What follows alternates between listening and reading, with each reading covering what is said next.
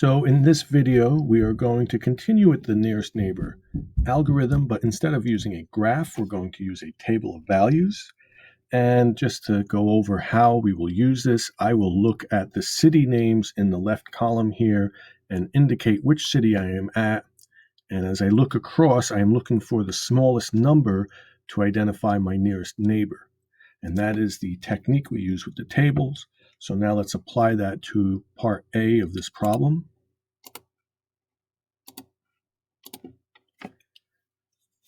35 says Darren is a sales rep whose territories consist of 6 cities. In the mileage chart shown, Darren wants to visit customers in each of the cities, starting and ending his trip at the home city of Atlanta. His travel costs average 75 cents per mile. So part A says find the nearest neighbor tour with Atlanta as the starting city and what is the total cost of this tour. So we're starting at Atlanta and we're going to choose the smallest number in this row, which is 533. And we will indicate this. We'll say from Atlanta, we use an A, to Columbus, we'll say C, and the distance between them was 533. Now I want to know where will I go to next after Columbus. So I come to my table, I look at Columbus. I don't want to choose Atlanta. That has to be saved for last when I return home there. And the next lowest number in this row is 656. So from Columbus, we will go to Kansas City and add 656 to the miles that we traveled. Next, we will look at Kansas City. We don't want to go back to Atlanta. We've been to Columbus.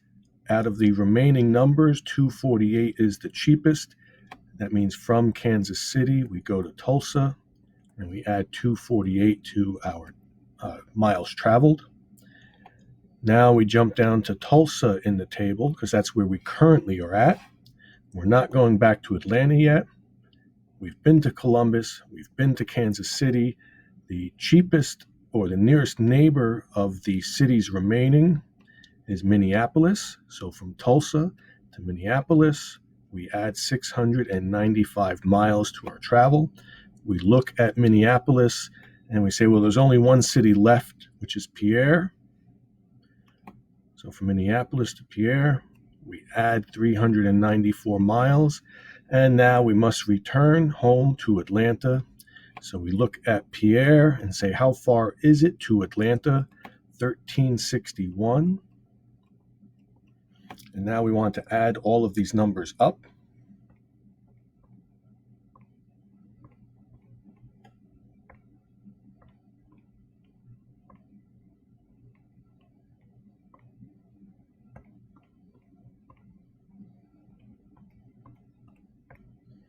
So we have total miles,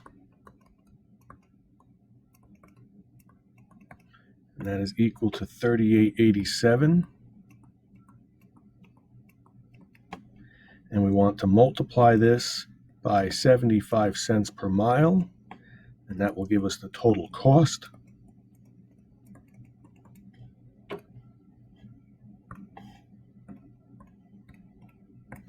Which is $2,915.25.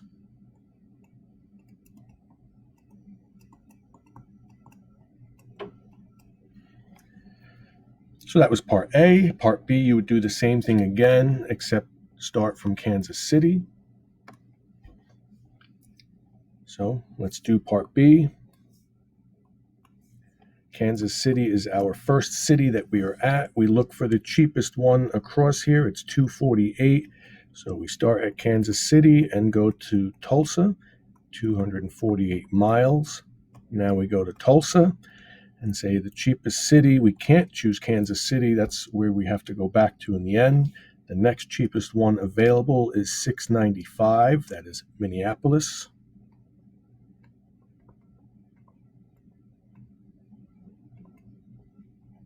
So now we go to Minneapolis and we say we're not going back to Kansas City yet. We've already been to Tulsa. What's the next cheapest neighbor? 394. That means we're going to go to Pierre.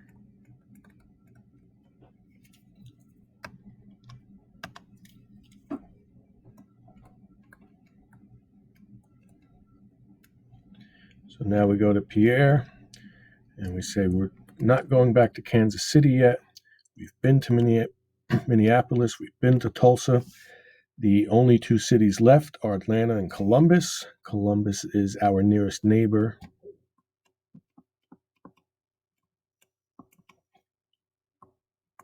And now we have to go to Atlanta. That's the last city left. And then we need to return to Kansas City. So from Atlanta to Kansas City is 798. So we want to add up all of these numbers, see if changing the starting city makes a difference in total travel.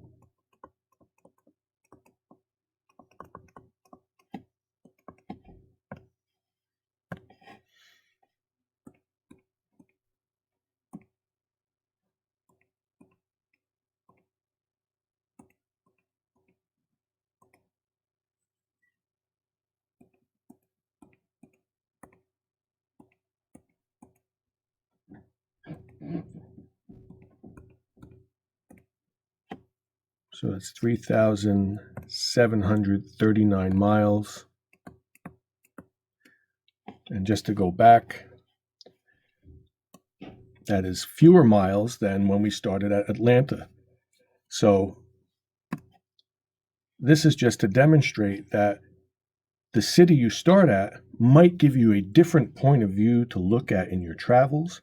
And this is going to lead to another technique we will learn later in the chapter, where we look at the nearest neighbor from all of the different points of views, which means all of the different cities being our home city, in hopes that we can find a cheaper route and then rearrange it to fit our home city. So we'll get to that at a later time, but this is just to show that where you start may give you a different perspective and a shorter travel.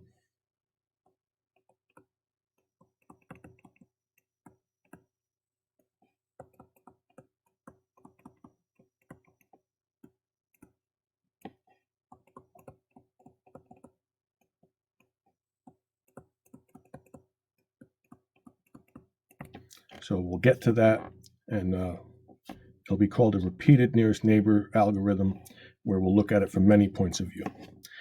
So we just want to finish this off where it was 75 cents per mile.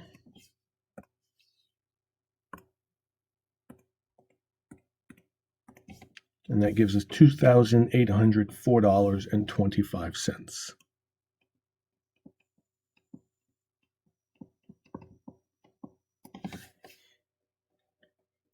Okay, so I will leave the next problem for you to do. I'll post the answer key, and you can do parts A and B on your own and see how you do against the answer key. And then after that, you can do the mixed review, which has graphs and tables in it.